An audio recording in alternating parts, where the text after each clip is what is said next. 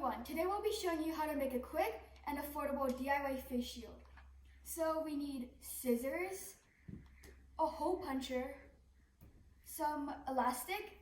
The width should be about 1/8 of an inch thick, some plastic sheet protectors. We're using a comb binding kit for the plastic, and some vinyl foam to make it more comfortable. So to make this, first you have to take your clear plastic sheet. You can also use the Ace-Tape projector sheet and cut holes 2 inches down from the top. Then you take your vinyl foam. It's going to be sticky on one side and not sticky on the other side, and it should be 5 inches long.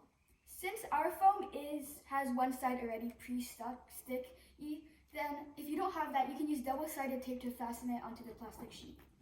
Then you want to put it on the sheet in the top, around in the middle. It doesn't have to be exact. After that, you take your elastic.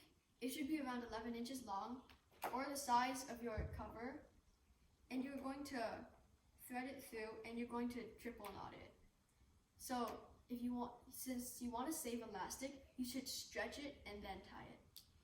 So we can make more masks and shields.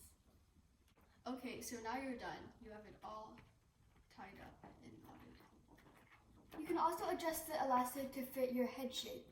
So yeah, you can tighten it or loosen it. Thank you.